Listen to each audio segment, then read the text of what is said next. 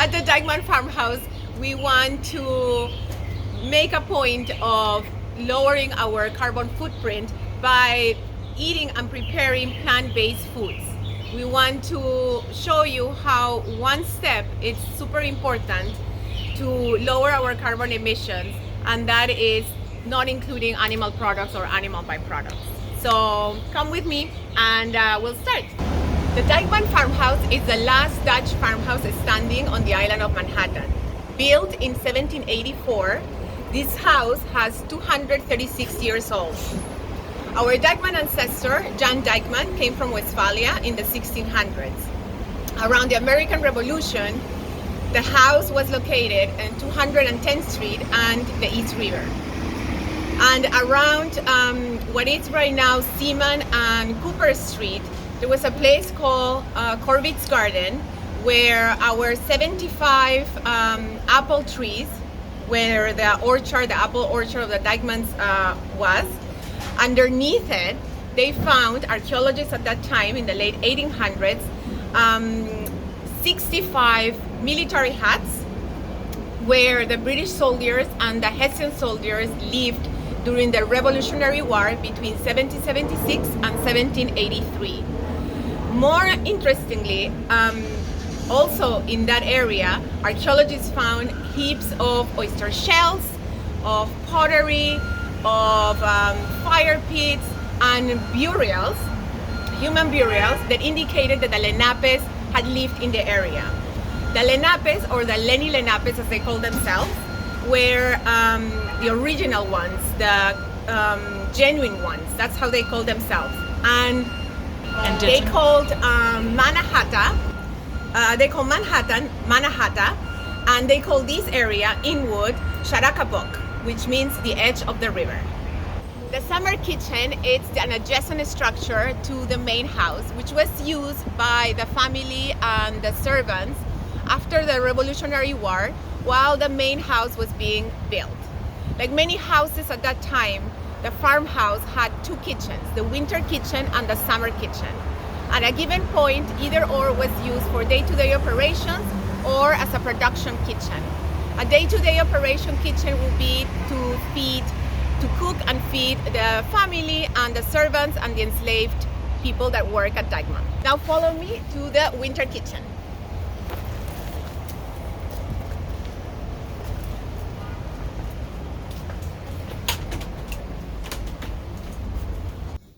This is the winter kitchen. The winter kitchen at a time was used as a production kitchen to make butter, to make wax for candles, soap, plant-based dyes, to dye fabric for clothing.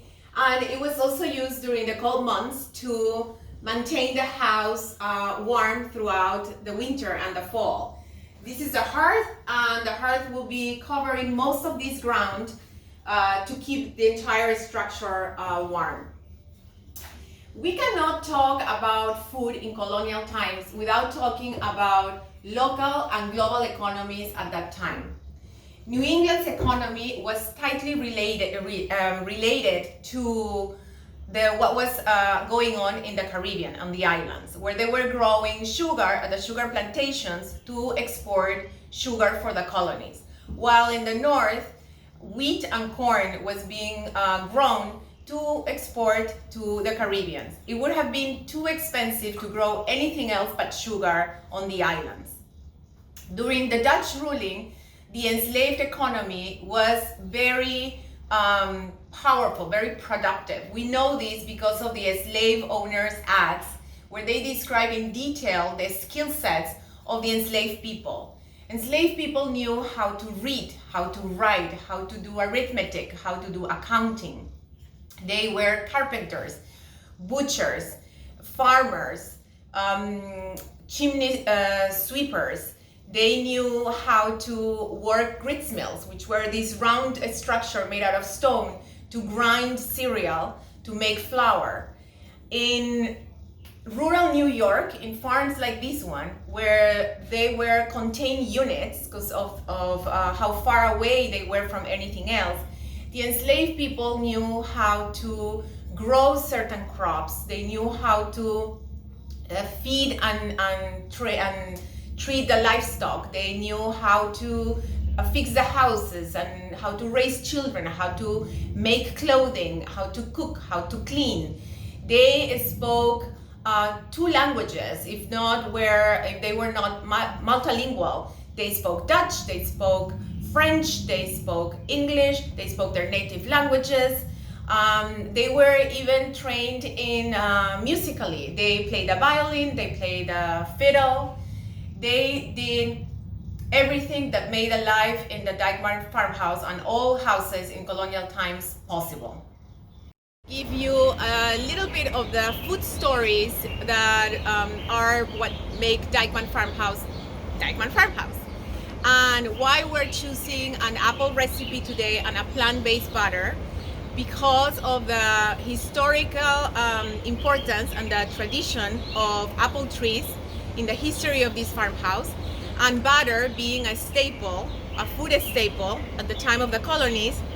But we wanted to give it a little twist and make it plant-based, because at Dyckman we care about the environment and about lowering our carbon emissions.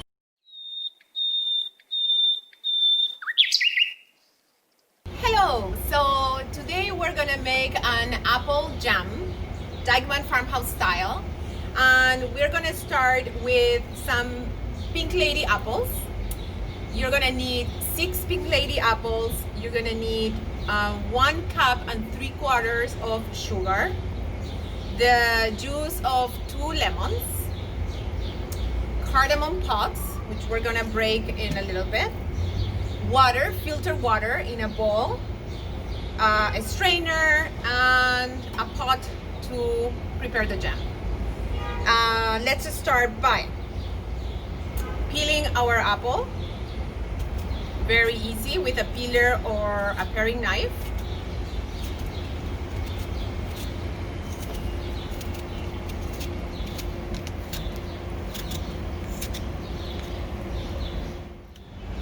You want to cut your pieces very small, because this jam has a lot of texture already. So the smaller your pieces, the easier it's gonna be to sort of like change the texture to a much smoother texture once you are preparing your jam.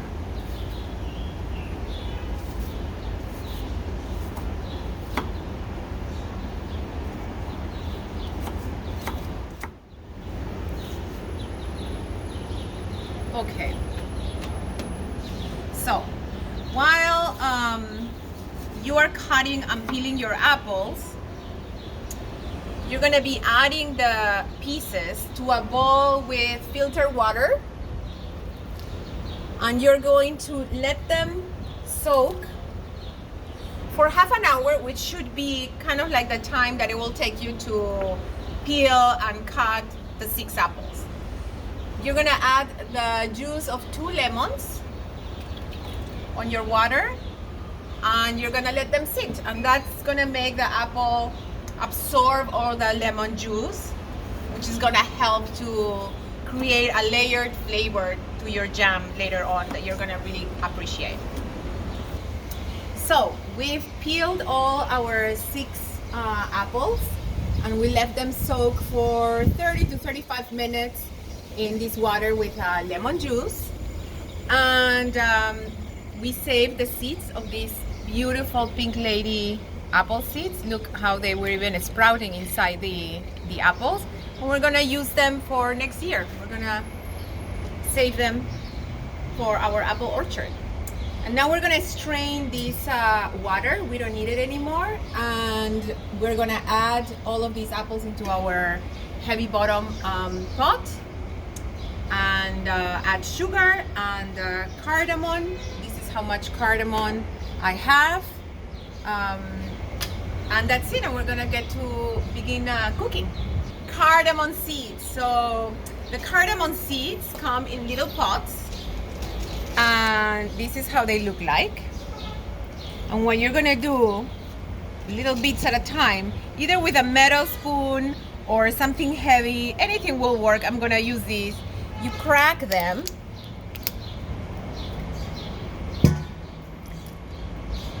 And then they open up like this, and these are the beautiful cardamom seeds, these little brown dots. And that's what you're gonna add to your jam, and it's gonna look beautiful, and it's gonna give it this aroma that you're gonna love, and this delicious, very subtle aftertaste that you're gonna love as well. So that's the secret ingredient. So let's start.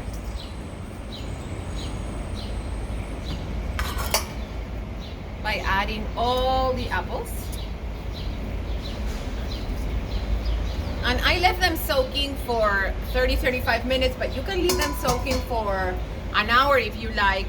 The softer, the better, and they also will have more time to absorb all the lemon juice, which is not a bad thing.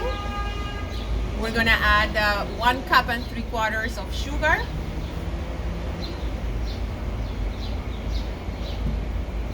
And I'm gonna add just a tad of the cardamom, but not all of it.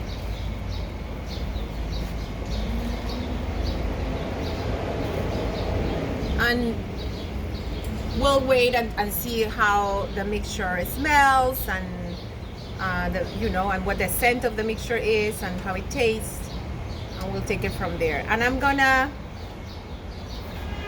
set it up to medium. And I'm just gonna mix it a little bit.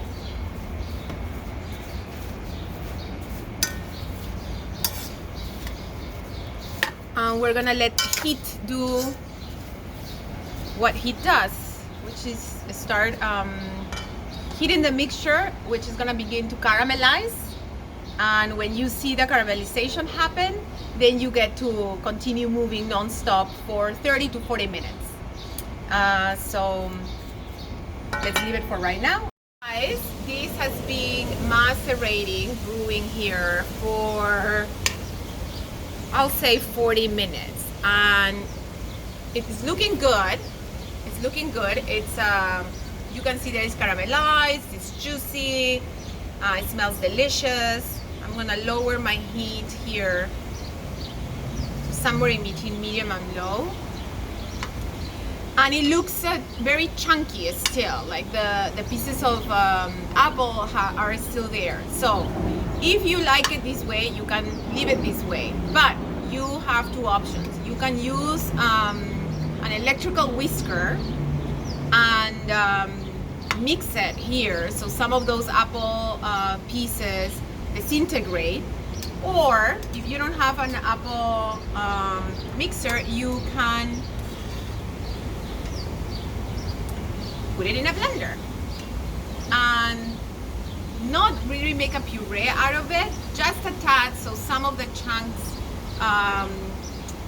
disintegrate. But we don't want to make apple puree. Just keep that in mind. So, and you don't need to add all of the apple jam if you don't want to. If you like the pieces of apple in your jam.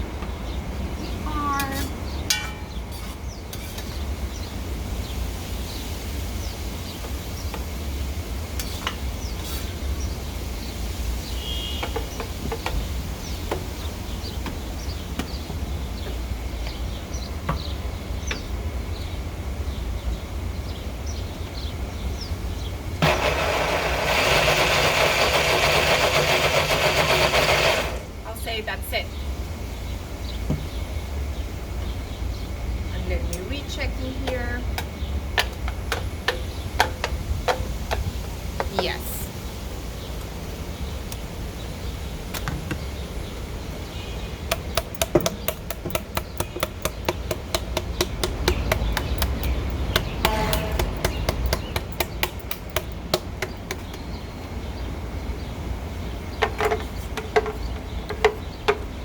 Perfect.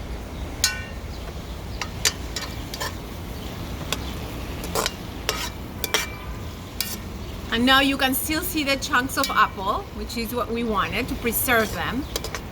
But this is looking more like a jam.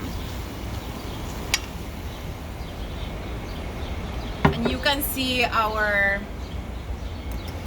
jam here already cooled down.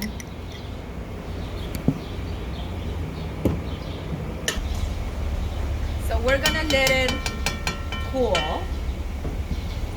And the way I store my jams is I sterilize the glass containers in an oven at 350 degrees.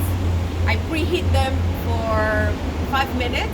Then I place the jars on a metal tray and I heat them up for like 20 minutes. And the lids, I put them in boiling water. And that's how I sterilize them. Very important to sterilize your containers. And once the jams cool down, I add them into my glass containers and I leave the lid open until it cools down, and then I refrigerate it. And homemade apple jams usually last 4 to 6 weeks depending on the temperature of your refrigerators. But that's how long you can enjoy your homemade jam. And since we're doing apples today, we're using Pink Lady apples. You could also use Granny Smith apples for your apple jams. But please follow us on our social media channels because we're gonna be creating some new recipes with a variety of historic apples that grow at our sister house museum at Boscoville. We're gonna be doing recipes with an apple called Yellow Wine Sap and Haverstein Nonsuch. Alright, so I'm finishing here filling in our first Dyckman Farmhouse apple jam. And here it is. Look how beautiful this caramel color is. You can see the apple pieces still in it, which is fine. It gives it a beautiful texture, and the cardamom seeds. And we invite you to give a try at home because this is delicious. And this recipe is giving me enough to fill 2 jars. So this is plenty of jam for 6 weeks.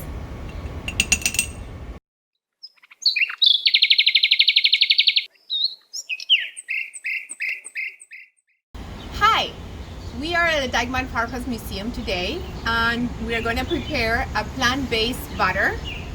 To do this, we're going to need almond meal, almond milk, apple cider vinegar, nutritional yeast, salt, coconut oil refined, very important, olive oil, and turmeric. And let's just start. You're gonna need a blender and we are going to add half a cup of almond meal. Make sure it's almond meal and not almond flour. Almond flour has chunks of the skin of the almond, which is fine, but you are gonna have to kind of like clean it up if you're gonna use it, otherwise your butter is gonna have these little pieces of skin on it. If you don't like that, then almond meal, it's probably should be the ingredient that you should use. So here we go, almond meal, half a cup of almond milk, unsweetened, original, creamy almond milk. We're gonna add 2 teaspoons of nutritional yeast,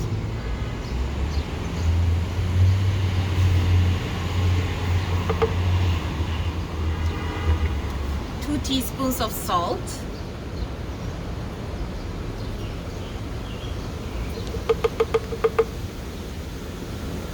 and 1 teaspoon of apple cider vinegar.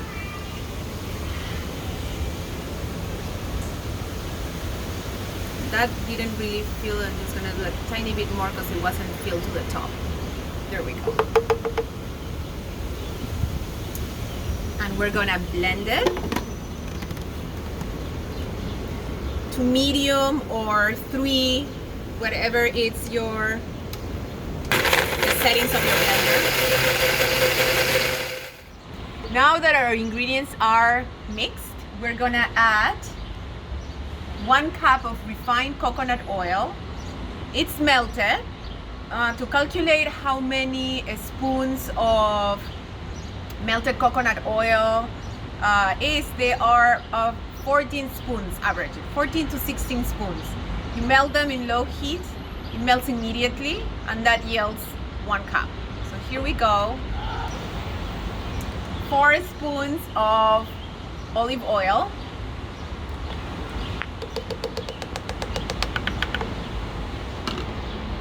And 1 pinch of turmeric to add some color. And this is really up to you. That is 1 pinch. I'm gonna do just a tiny bit more, just a tiny bit more. You see how it adds color. And we're gonna blend again.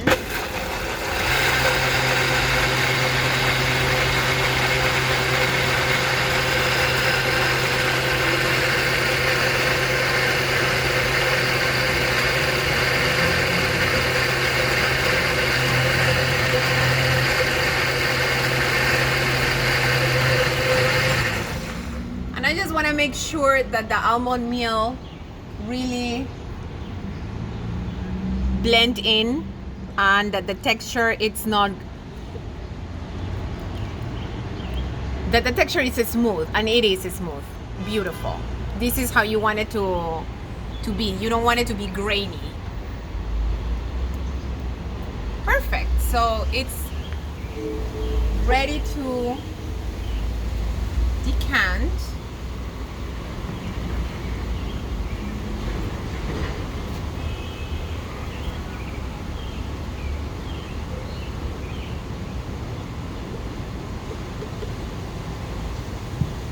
Beautiful. This is quite a bit of our delicious plant-based butter.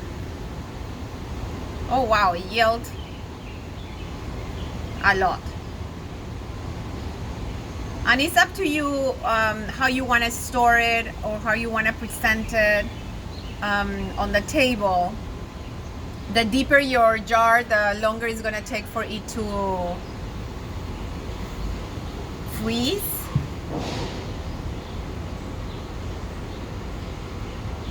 Or you can put it in many more containers, but they are like, you know, more shallow, like this one here. It's just a plastic container.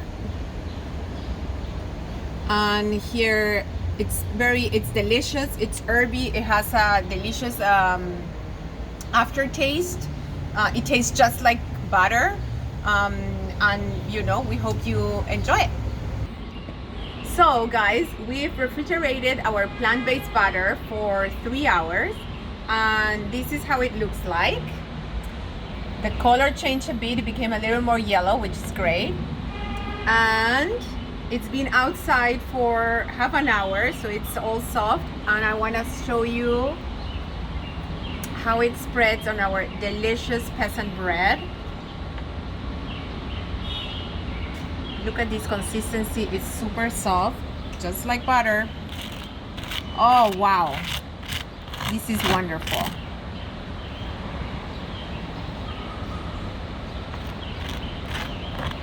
It's melting right away.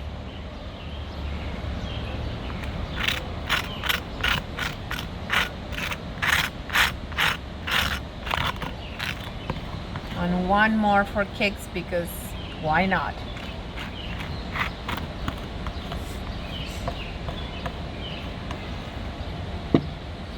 Let's see.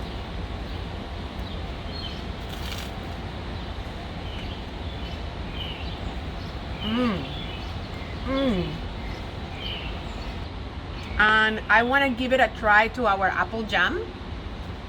See how that blends.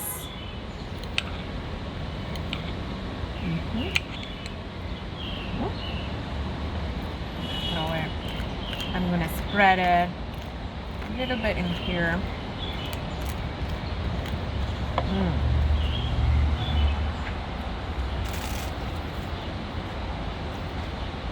Mmm. Mmm.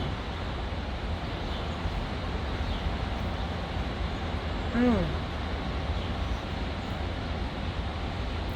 This apple jam, it's amazing. Combined with this plant butter base,